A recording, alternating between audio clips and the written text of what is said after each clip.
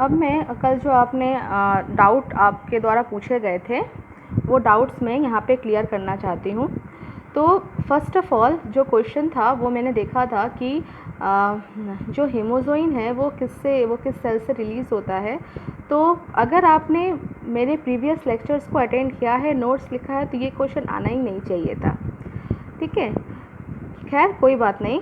यहाँ पे हीमोजोइन जो है वो आरबीसी, ठीक है, जब स्पोरोजोइड जो हैं अर्थात जो मलेरिया को कॉज करने वाला जो स्पोरोजोइड जो होता है, जब वो हमारे ब्लड में आता है तो फर्स्ट ऑफ ऑल वो हमारे लीवर को इन्फेक्ट करता है।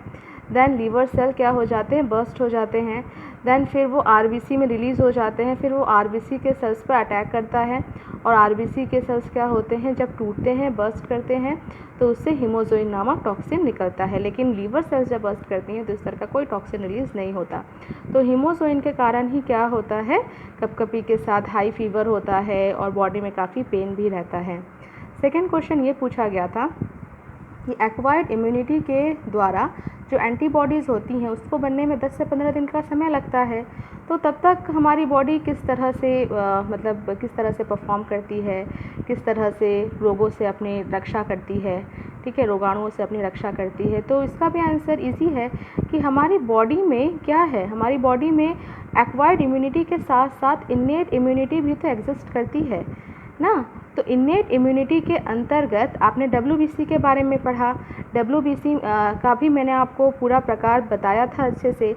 उसमें मैंने आपको न्यूट्रोफिल्स के बारे में बताया, बेसोफिल्स के बारे में बताया, ठीक है, मैक्रोफेजेस उसमें होते हैं। तो ये क्या करते हैं, ये पैथोजेंस को पकड़ते हैं और उनको तोड़ने और उनको उनको वो खा जाते हैं या उनको वो नष्ट कर देते हैं, ठीक है। तो इस तरह से जब तक प्रॉपरली अच्छे से स्पेसिफिक एंटीबॉडीज़ का निर्माण नहीं हो जाता तब तक तब तक इन्नेट इम्यूनिटी के द्वारा ही हमारे बॉडी में रोगों से लड़ने का काम किया जाता है। तो इतना आपको समझ में आ गया होगा।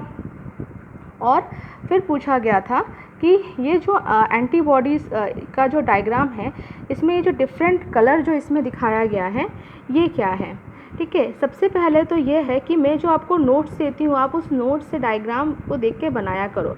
यहाँ पे जो डॉट्स है ना, यहाँ पे जो एक्चुअल में जो आपने देखा था कि मैंने डॉट्स ग्रुप में बनाया, एक्चुअल में ये सल्फ़र है, ठीक है। यहाँ पे लिखा भी हुआ है सल्फ़र करके, यहाँ पे सल्फ़र है, मैंने अपने नोट्स में सल्फ़र ही दिखाया था, ठीक है। तो यहाँ पे जो भी एंटीबॉडीज़ होती है ये क्या होती है, ये सल्फ़र कंटेनिंग अमीनो एसिड से मिलकर बनी होती है। अब सल्फ़र कंटेनिंग अमीनो एसिड के नाम आप चाहो तो लिख सकते हो, वो होता है मेथियोनिन एंड सिस्टीन। ये जो अमीनो एसिड होते हैं वो सल्फ़र कंटेनिंग अमीनो एसिड होते हैं और इन्हीं अमीनो एसिड के मिलने से एक स्पेसिफिक चेन में जुड़ जाने से क्या होता है, एंटीबॉडीज़ का निर्माण होता है, ठीक है। अब इसमें जो डिफरेंट कलर के फॉर्म में जो दिखा रहा है, एक्चुअल में ये डिफरेंट कलर के फॉर्म में दिखाने का मतलब है कि ये पेप्टाइड श्रृंखला को दिखा रहा है कि इसमें क्या है, इसमें ये पेप्टाइड मतलब ये जो ऑरेंज वाली जो लाइन है इसमें जो है, इसमें एक तरह के अमीनो एसिड जुड़े हुए हैं। ये जो पेप्टाइड श्रृंखला है इसमें एक तरह के अमीनो एसिड जुड़े हुए हैं, मतलब ये वाली चेन और ये वाली चेन में अमीनो एसिड के जुड़ने का जो क्रम है वो बिल्कुल सेम है, मतलब सेम अमीनो एसिड।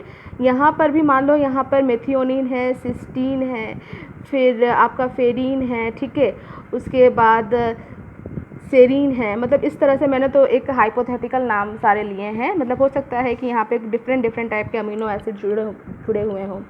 तो सपोज़ करो अगर ABCD में लिखूँ तो मान लो ये वाली जो ऑरेंज लाइन है उसमें एक अमीनो एसिड है ABCD है, ठीक है। तो ये वाली भी जो अब इसमें अमीनो एसिड जब एक दूसरे में जुड़ती है तो क्या बना देती है, ये बना देती है एक पेप्टाइड चेन। तो ये वाली जो पेप्टाइड चेन है वो ABCD के मिलने से बनी है। ये वाली भी जो पेप्टाइड चेन है वो ABCD अमीनो एसिड से मिलने से बनी है। मतलब ये वाली पेप्टाइड चेन और ये वाली पेप्टाइड चेन बिल्कुल सेम अमीनो एसिड से और बिल्कुल सेम अमीनो एसिड एक दूसरे से जुड़े भी हुए हैं। ये वाली जो है वो एक अलग पेप्टाइड श्रृंखला के जुड़ने से बनी है। सपोज़ करो ये आपका है EGF है, ठीक है, EGF। तो यहाँ पर भी क्या हो गया, ये भी इसी तरह से, क्योंकि ये दोनों का कलर सेम है, तो ये भी EGF के जुड़ने से बनी है। ये वाली जो है वो X, Y, Z amino acid के जुड़ने से बनी है। ठीक है, ये सारे मैंने अमीनो एसिड के नाम लिखे हैं जो कि आपस में जुड़ के पेप्टाइड श्रृंखला का निर्माण करती हैं। तो इस तरह से आपको देखने को मिलेगा कि एक पेप्टाइड श्रृंखला ये वाली अर्थात ऑरेंज कलर वाली, एक ब्लू कलर वाली, दूसरी पेप्टाइड श्रृंखला एक रेड कलर वाली और एक येलो कलर वाली। तो अर्थात 4 पेप्टाइड श्रृंखलाएं यहाँ पे क्या है, जैसे यहाँ पे लिखा भी हुआ है कि 4 पेप्टाइड श्रृंखलाएं आपस में जुड़ी होती हैं। तो पेप्टाइड श्रृंखला मतलब क्या, डिफरेंट अमीनो एसिड आपस में एक निश्चित क्रम में जुड़ के अमीनो एसिड का एंटीबॉडीज़ का निर्माण करते हैं। ठीक, इतना समझ में आया। और लास्ट आपने पूछा था कि RDT और जो मैंने लिखा हुआ था उसका मतलब क्या है, तो अभी मैंने उसको लेक्चर में वीडियो बना के तो उसको मैंने समझा ही दिया। तो इसी तरह से आप अपने डाउट्स को पूछना, मैं उसको वीडियो बना के आपको क्लियर करने की कोशिश करूँगी। और फिर मैं आपसे बार बार बोल रही हूँ कि मैं जिस दिन जो वीडियो बनाऊँ उसी दिन वो आप देखने की कोशिश किया करो, ठीक है ना। और अगर फिर से कोई डाउट हो तो आप उस डाउट को पूछना, मैं उसको इस तरह से वीडियो बना के क्लियर करने की कोशिश करूँगी। Thank you.